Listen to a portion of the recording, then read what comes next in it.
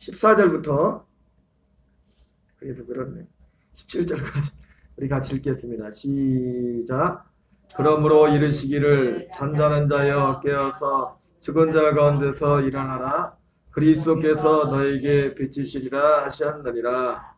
그런즉 너희가 어떻게 행할지를 자세히 주의하여 지 없는 자 같이 말고 오직 지 있는 자 같이 하여 세월을 아끼라. 때가 악하니라.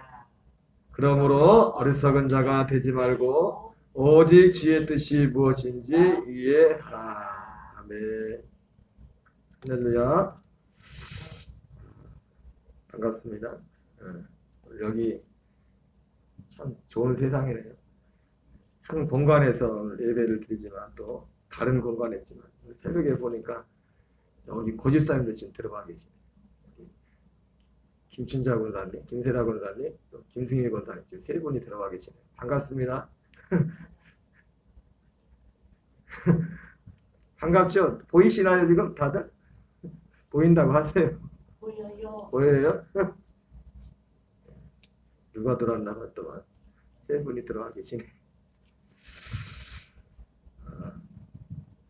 오늘 에베소서 5장은 계속해서 이제 4장부터 본격적으로 이제는 하나님의 자녀들의 삶에 대해서 말씀하고 있는데, 에베소 5장은 특별히 빛의 자녀들로 살아갈 것을 말씀하고 있습니다. 빛의 자녀들. 그래서 빛의 자녀들로 살기 위해서 사는 삶에 대해서 여러 가지로 말씀을 드리고 있죠. 음행과 온갖 더러운 것과 탐욕은 너희 중에서 이름조차도 부르지 말라. 언어 생활에 대해서, 또 우리 어떤 성적인 거룩함에 대해서, 또 정직함에 대해서 여러 가지 말씀을 합니다. 그러면 너희가 전에는 어둠이더니 이제는 주 안에서 빛이라. 빛의 하나들처럼 행하라. 이렇게 말씀하고 있습니다. 신앙적으로 볼 때 오늘 보니까 이런 말씀이죠. 이르시기를 잠자는 자여 깨어서 죽은 자들 가운데서 일어나라. 그리스도께서 너희에게 비추시리라. 이렇게 말씀하고 있습니다. 여기서 잠자는 자와 죽은 자가 나오죠. 그죠? 여기서 잠자는 자는 이 에베소도 그렇고 모든 편지가 예수님을 믿는 성도들에게 보냈거든요. 믿는 성도들에게 보낸 편지인데, 특히 또 빛이란 말이라죠. 그죠? 빛에 대해서 계속 나오는데, 여러분 빛의 자녀들처럼 행하라. 우리가 빛 가운데 산다 이렇게 말할 때 근본적인 가장 기본적인 전제가 있습니다. 그건 뭐냐면 하나님의 아들로 거듭난 자들만이 빛 가운데 들어갈 수 있어요. 그래서 이 빛에 대해서 요한복음 1장에서는 뭐라고 합니까? 그 안에 생명이 있었으니 그 안에가 누구냐면 그리스도를 말해요. 태초부터 했던 예수 그리스도, 하나님으로 계셨 하나님이신 그 본체가 하나님이신 예수 그리스도에서 말씀하시면서 그 안에 생명이 있었다. 그 생명이 사람들의 빛이라 이렇게 말씀했어요. 그러니까 기본적으로 이 빛 가운데 들어왔다는 건 뭐냐면 생명을 얻은 자라는 겁니다. 너희는 세상의 빛이라 이렇게 말했을 때 행동 이전에, 어떤 겉으로 나는 행동 이전에 예수님이 제자들에게서 너희는 세상의 빛이라고 하지 않았습니까? 그 빛이라고 했을 때 무엇을 전제로 하면 결국 물론 예수님이 그 말씀하실 때는 아직 그들에게 제자들은 생명을 얻지 못한 상태였어요. 왜? 예수님의 구속의 역사가, 우리에게 생명을 주는 그 역사가 아직 이루어지지 않았기 때문에. 그 모든 말씀은 이미 이루어진 것을 전제로 하고 예수님이 그것을 이루러 오셨고 실제로 제자들에게 그것을 이룰 것이기 때문에 이미 이루어진 것을 전제로 해서 복음서에 예수님이 말씀하신 겁니다. 그래서 그 안에 생명이 있었으니 이 생명은 사람들의 빛이라. 그러니까 이 생명 안에만 빛이 있어요. 빛이. 그 빛이 있다고. 이 생명을 알지 못하고서는, 이 생명을 얻지 못하고서는 하나님 볼 때 참된 그 빛 가운데 살아갈 수 없는 것입니다. 그래서 크게 나누면 사람은 이 생명이 있는 자와 생명이 없는 자 두 종류로 나눕니다. 그런데 또 생명이 얻었음에도 불구하고 이 생명 안에 살지 못하면 여기서 잠자는 자라고 이렇게 표현해요. 잠자는 자. 잠자는 자여 깨어서 죽은 자들 가운데서 일어나라. 생명이 있는데 살아가는 모습은 우리가 자칫 잘못하고 정말 우리가 느슨해지고 우리의 마음을 다른 데 둬버리면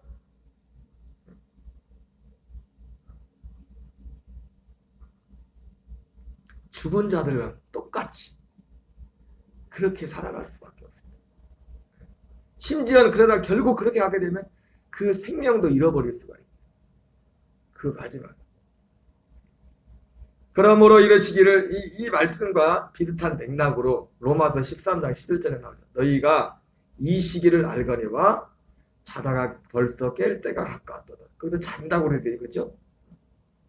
밤이 깊고 낮이 가까웠으니 그러므로 어둠의 일을 벗고 오늘 에베소서도 우리가 봤지만 4장 5장에서 어둠의 일이 뭔가 계속 나오지 않습니까?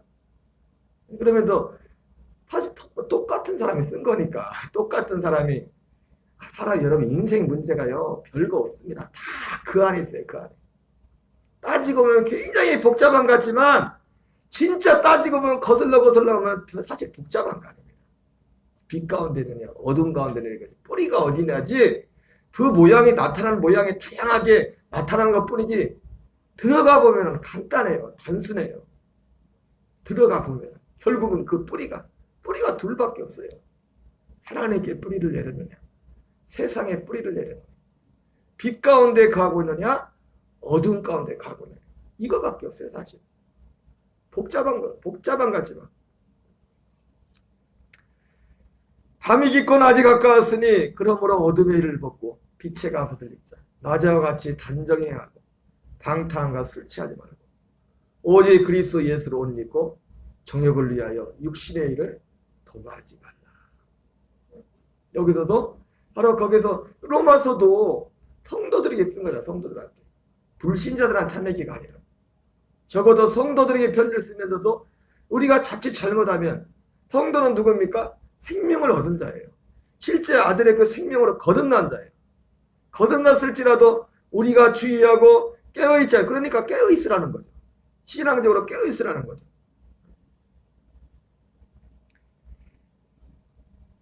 잠자고 있으니까 깨어라는 거죠. 깨어있으라. 예수님도 깨어있으라 하지 않습니까? 깨어있으라는 것이 육신의 잠을 자지 말고 맨날 깨어있으라는 얘기가 아니라 죽은 자들 가운데 일어나라 그리스도께 너희에게 비추시리라. 그래서 기본적으로 이 빛에 대해서 말씀할 때 우리가 사도 바울에게도 사도 요한이 말했던 것처럼 생명을 얻은 자예요. 예, 이 빛이 그 생명 안에 말이에요. 그 안에 생명이 있으니 이 생명이 곧 사람들의 빛이라.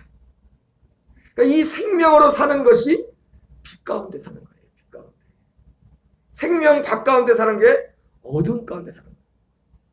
그 생명과 이 아들의 생명으로 사는 게 바로 성령의 열매잖아요. 아들의 생명이 아닌 이 에베소서 말씀으로 말하면 에베소서는 아들의 생명이 아닌 것을 사람을 아들의 생명이 있는 자와 없는 자를 어떻게 구분합니까? 옛사람과 새사람으로 말해줍니다. 옛사람의 열매가 성령의 열매와 반대는 육체의 열매, 육체의 일로 드러나는 그게 모든 것이 옛사람의 열매고 성령의 열매는 새사람의 열매는 이 생명에서 나오는 열매라고 말씀하고 있습니다. 기본적으로 이런 것들을 배경으로 하고 있습니다.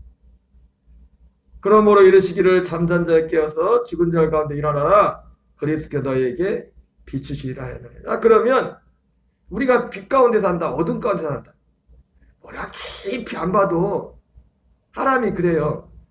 바둑이나 장기를 들 때 훈수를 들 때 그렇게 잘 보이는데 자기가 직접 들 때는 못 보이죠. 그죠? 나는 안 참아도 외부로 겉으로 드러나는 것을 내가 이렇게 멀리서 보면 잘 그게 둔한 사람도 되게 어두운 가운데 사는지 빛 가운데 사는지 대략 보여요. 훈수 드는 사람은 잘 보인다. 자기 거는 안 보이는데 훈수 드는 사람은 잘 보여요. 안 보이던 것 같아요. 그래서 어떤 사람이 어두운 가운데 있느냐 빛 가운데 있느냐 이것이 보입니다. 보여. 자 그러면 빛의 자녀들로 살려면 어떻게 해야 되느냐? 기본적으로 그러니까 생명이 있어야 된다 했죠. 그죠? 생명이. 이 생명이 있어야 되는데 에베소서 15절을 같이 읽겠습니다. 시작. 그런즉 너희가 어떻게 행할지를 자세히 주의하여 지혜 없는 자같이 하지 말고 오직 지혜 있는 자같이 하여. 여러분, 빛의 자녀로 살려면 지혜가 있어야 되는데 이 지혜는 전에도 말했지만 우리가 일반적으로 말하는 세상 살아가는 지혜를 말하는 게 아닙니다. 물론 그런 부분이 포함될 수 있겠지만 이 지혜는 뭡니까? 하나님을 아는 지혜예요. 그래서 에베소서 1장에서 사도 바울이 기도했잖아요. 너에게 내가 너희들 당신들에게 기도하는데 지혜와 계시형을 너희에게 주사 하나님을 알게 하시고. 여러분, 하나님을 알지 못하고도 뒤에도 나오지만 뭐라고요? 세월을 아끼라 그러죠? 때가 악하니라. 세월을 아끼라. 우리가 이 말을 그냥 우리가 그 실제 내용이 뭔지를 모르면 그냥 열심히 살라. 이렇게 받을 때 말이에요. 열심히 살라. 근데 오늘 이 16절에서 하는 게 우리가 하는 이 세월을 아끼라는 것이 이것만 봐도 그냥 단순히 여러분 하나님 없이도 하나님을 모르고도 얼마나 열심히 사는 사람들이 많은데요. 그래요, 안 그래요? 오히려 예수님 볼 때도 예수 믿는다는 하나님 자녀들이 믿지 않은 자들보다 열심히 안 사는 모습. 그래서 예수님 비유로 받아라. 야, 저 안 믿는 사람들도 저렇게 산다. 그러면서 그 사람들한테 가서 지혜를 배우라. 어떤 청지기가 있었는데 그 청지기가 계속 돈을 빼돌려서 다른 사람한테 이게 빼돌다 그 주인한테 들켜가지고 쫓겨나게 됐잖아요. 그죠? 그러니까 쫓겨나게 됐으니까 이 청지기가 어떻게 생각합니까? 야, 내가 지금 이 나이에 쫓겨나면 빌어먹자니 그렇고 땅을 파자니 그렇고 쫓겨났을 때 그때를 대비를 하잖아요. 그래가지고 이 빌려준 사람들한테 돈을 빌려준 자기 돈도 아니죠. 주인 돈 빌려준 사람들 딱 불러가지고 예를 들어서 100만 원 빌려간 사람은 차용증을 바꾸는 겁니다. 여기다 100만 원을 80만 원이라고 쓰라고. 어떤 사람은 50만 원에서 다 고쳐줘요. 왜요? 나중에 쫓겨나면 이 사람들 자기를 봐줄 거 아니에요. 좀 생각해야 될 거 아니에요. 근데 예수님이 그 말씀하신 뭐합니까? 하나님의 빛의 자녀들이 저 세상에서 지혜를 배우라는 거죠. 물론 그렇게 하라는 게 아니라 그러니까 그런 지혜를 말하는 게 아니라 지혜가 저가 쫓겨났을 때를 준비했던 것처럼 어차피 너희들 주어진 것 지금 건강 이것이 다 너희 거 하나도 없어. 불의의 재물로 친구를 사귀라. 그래서 그것이 마지막 너를 영원한 날에 너를 영접할 것이 이렇게 말했어요. 그 불의한 청지기가 자기가 쫓겨났을 때를 준비했던 것처럼 자기가 죽음 이후에 하나님 앞에 섰을 때를 이 땅에 살았을 때 그것을 준비하라는 거죠. 그것을 예수님이 말씀하셨죠. 여기서 세월을 아끼라고 할 때도 여기서 지혜 있는 자같이 하라. 너희는 지혜 없는 자같이 하지 말고 오직 지혜 있는 자같이 하라. 세월을 아끼라. 때가 악하니라. 전에도 말했지만 세월을 아낀다는 것은 그냥 시간을 다 열심히 산다는 그게 아니라 물론 열심히 하는 부분이 건져 올린다는 겁니다. 건져 올린다는 거예요. 건져 올리는 거예요. 네. 때가 악하니라. 세월을 아끼라는 거하고 때가 악한 거하고 무슨 의미냐. 이 모든 때가 악한 이 악한 모든 것과 그것과 다른 삶을 살라는 거예요. 다른 삶. 거기에 묻혀 살지 말고 거기에 휩쓸려 살지 말고 세월을 아낀다는 여기서 세월을 아낀다는 건 뭐냐면 때가 악하니라. 거기에 휩쓸려 살지 말고 그 가운데서도 다르게 살라는 거예요. 다르게 사는 게 뭡니까? 내 마음대로 다르게 사는 게 아니라 하나님의 지혜로 살라는 거예요. 그러므로 어리석은 자가 되지 말고 오직 지혜의 뜻이 무엇인가 이해하라. 그러니까 분명히 나오죠. 지혜 있는 자가 된다는 것은 지혜의 뜻이 무엇인지를 분별하라. 우리가 그러니까 빛 가운데 살려면 이 전제가 뭐냐면 이 지혜가 있어야 돼요. 하나님의 지혜. 사람이 볼 때 지혜롭게 보여도 하나님 볼 때 어리석은 자가 있고 하나님 사람이 볼 때 어리석게 보여도 사람이 볼 땐 지혜로운 사람이 있어요. 그러면 적어도 우리는요, 예수 믿는다면 우리가 그렇게 다 살지 못할 때도 있을지라도 적어도 1차적으로 그게 분별이 돼야 돼요. 진짜 어리석은 것과 지혜로운 것이 무엇인지를 진짜 분별이 돼야, 때로는 그렇게 알면서도 우리가 깨어있지 못하고 그러지 못하면 우리가 어리석게 살 수 있어요. 깨어있지 못하면. 그럼에도 불구하고 예수 믿는 사람들은 어리석은 것과 지혜로운 것이 무엇인가가 일단 그렇게 구분이 돼야 된다. 이 구분이 되는 사람이 빛 가운데 있는 거예요. 생명 가운데 이 지혜. 누가복음 12장에서 예수님이 비유를 들지 않습니까? 어떤 사람이 상가 너희 마음에 모든 탐심을 부릴지라. 소유에 넉넉한 것이 그 생명이 사람의 소유에 넉넉한 것에 있지 않다는 어떤 한 비유를 듭니다. 어떤 사람 한 부자가 있었는데 그 밭에 소출이 풍성함에 마음에 생각이 이르기를, 야 영혼아 내가 어찌 알고 이렇게 소출이 풍성하니 곡간을 다시 옛날 곡간을 헐든지 아니면 헐지 않고 더 늘려서 이 풍성한 소출을 거기에 쌓아두고서, 내 영혼아 이제 여러 해 쓸 물건을 많이 쌓아두었으니 먹고 마시고 잘 즐기자. 근데 그 밤에 하나님이 나타나서, 이 어리석은 자야, 내가 오늘 밤에 내 것을 가져가면 이 내 소유가 누구 것이 되겠느냐. 그러면서 자기에 대하여 부여하면서 하나님께 대하여 부여하지 못한 자가 다 이와 같으니라. 그러니까 그 말씀 속에서, 그 예수님의 비유 가운데서 진짜 지혜가 뭔지를, 하나님께 대하여 부여하지 못한 자가 다 이와 같으니라. 지혜가 뭔지를 알지 않습니까? 그 지혜의 중심이 뭔지를. 주의 뜻이 무엇인가 이해하라. 지혜 없는 자 같이 하지 말고 오직 지혜 있는 자 같이 하여 세월을 아끼라. 때가 가니라. 그러므로 어리석은 자가 되지 말고 오직 주의 뜻이 무엇인가 이해하라. 이렇게 말씀하고 있습니다. 여러분, 빛의 자녀로 살려면, 사실은 이게 다 하나지만, 다 하나죠. 빛의 자녀로 산다는 것이 바로 이 지혜. 그리고 이 지혜는 어디에 있어요? 이 지혜는 다시 한번 말씀드리지만, 디모데도 3장 15절에 나오는 것처럼, 내가 어려서부터 성경을 나눴나니 성경은 능히 너로 하여금 그리스도 예수 안에는 믿음으로 말미암아 구원에 이르는 지혜가 있게 하느니라. 바로 이 지혜를 말하는 거예요. 이 지혜.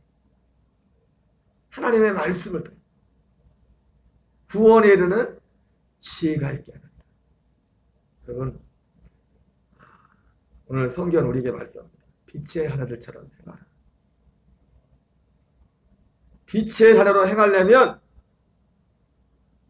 오늘 이 말씀처럼 이 지혜가 우리에게 와야 됩니다. 이 지혜가 와야만 하나님을 안다는 거예요. 이 지혜를 통해서만, 이 지혜와 계시형을 통해서만 하나님을 알게 되는 것입니다. 이 지혜와 계시형의 통로가 뭔가? 하나님의 말씀이에요. 성경의 성경. 성령의 감동으로 기록된 하나님의 말씀을 통하여 하나님 우리에게 이 지혜를 준다. 어떤 길은 사람의 바르게 보기에 바르나 필경은 사망의 길이라. 이렇게 말씀하고 있습니다. 너희는 내일 일을 자랑하지 말라. 한날 어떤 일이 날지 알지 못한다. 여러분, 이 한날도 우리가 빛 가운데 사는 유일한 길이 없습니다. 하나님의 지혜, 모든 하나님으로부터 오는 그 지혜를 받아들임으로 오직 그 안에서만 빛의 열매로 살아갈 수 있고, 또 그 삶에, 우리의 삶 속에 빛의 열매들이 드러나는 것입니다. 우리 이러한 삶 속에 하나님이 너희는 먼저 그의 나라와 그의 일을 구하라. 여러분, 그의 나라와 그의 일을 구하는 것이 다른 거 아닙니다. 이게 그의 나라와 그의 일을 구하는 거예요. 그리하면 모든 것을 내게 더하시리라 말씀하고 있습니다. 오늘 이 한날도 이 은혜로 승리하는 저와 여러분 되시기를 주의 이름으로 축원합니다. 우리 주기도문으로 마치겠습니다. 하늘에 계신 우리 아버지여, 이름이 거룩히 여김을 받으시오며 나라의 마옵시며 뜻이 하늘에서 이루어지며